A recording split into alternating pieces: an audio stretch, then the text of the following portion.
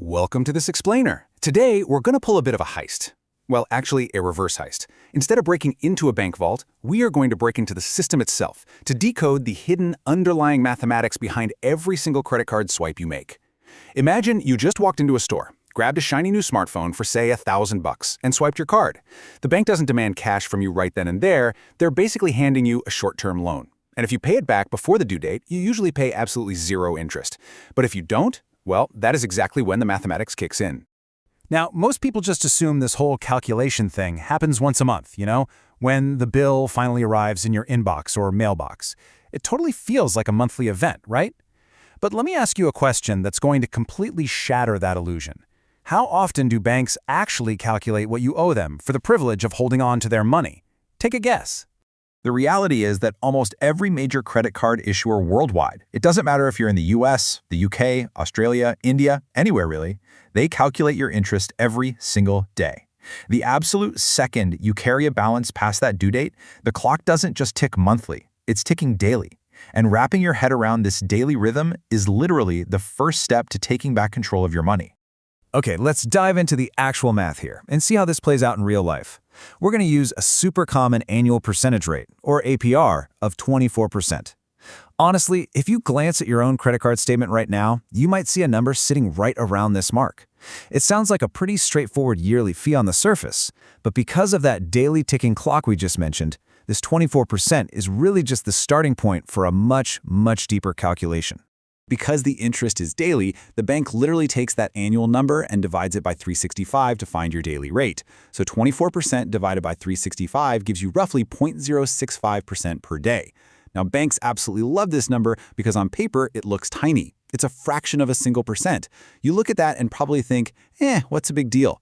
But remember, this microscopic percentage is relentless. They apply it to your debt every single day the sun comes up. So let's apply that tiny percentage to a totally relatable scenario.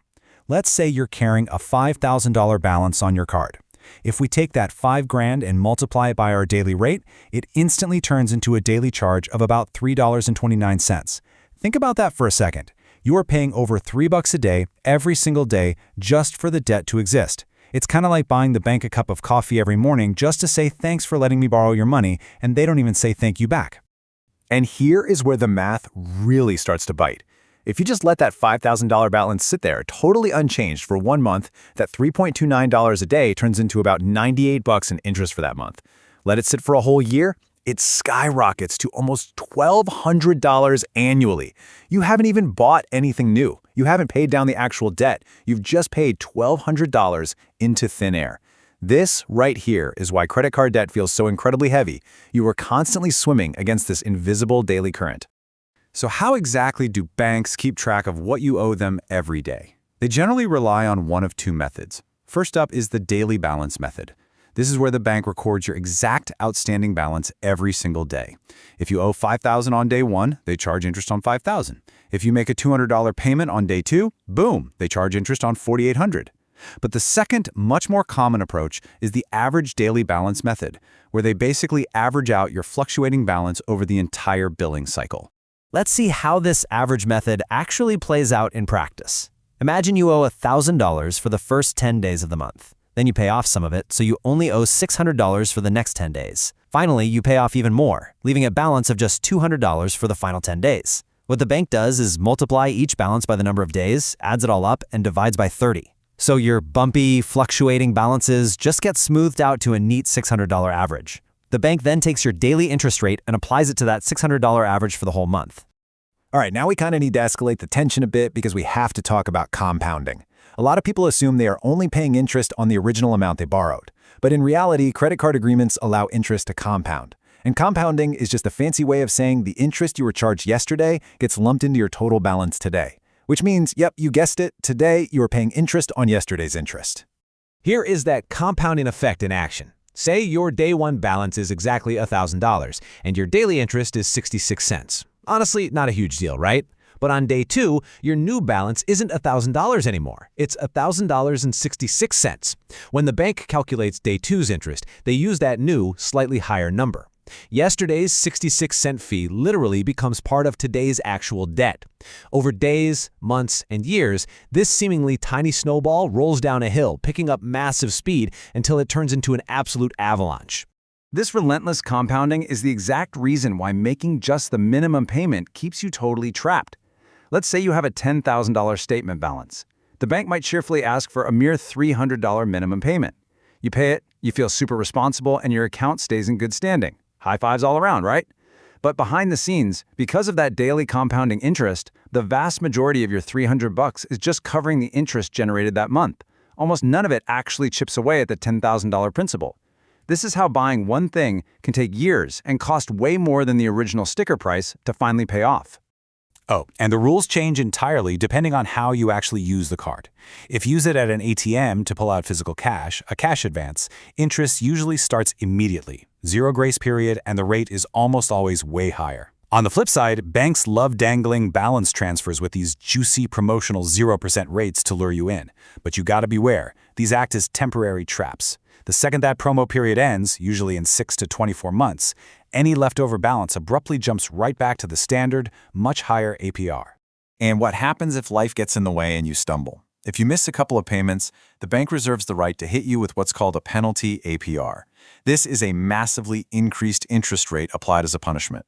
So if your normal rate was, say, 18 or 24%, a penalty APR could drastically hike the cost of your debt, sometimes catapulting it up into the mid-30s.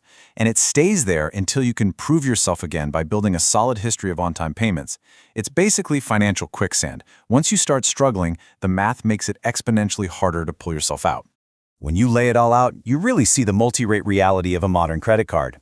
The bank is tracking all of these separate balances simultaneously on one tiny piece of plastic.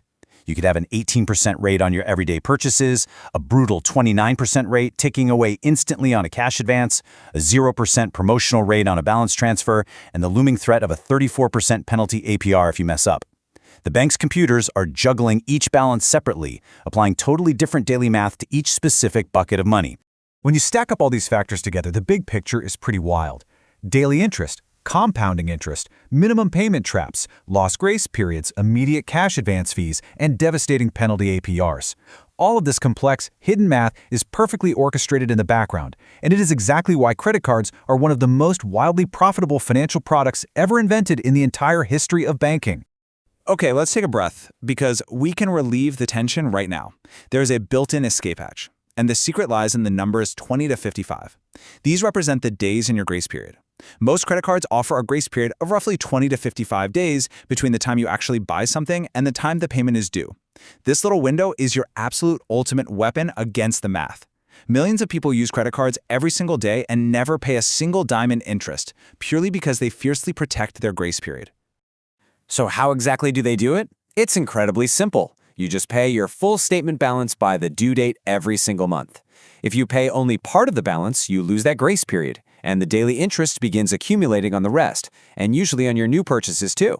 But if you pay the full statement balance, you literally freeze the math. You pay 0 purchase interest, but you still get to enjoy the convenience, the fraud protection, and all those sweet cashback rewards the card offers.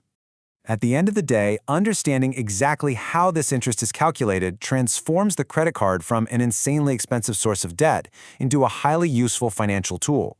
By mastering the daily ticks, avoiding the compounding effect, and harnessing the absolute power of the grace period, you completely flip the script. You stop being a profit engine for the bank, and you make the entire system work for your benefit instead. The truth is, the mathematics isn't actually a secret hidden by the banks. It's sitting right there in the fine print. It's just consistently overlooked by everyday consumers. But now that you've seen exactly how the daily compounding math operates behind the scenes, I want to leave you with a final thought to mull over before your next swipe. When you reach into your wallet and pull out that piece of plastic, who is actually in control of your money? You or the daily math? Thanks so much for joining me for this explainer, and keep learning.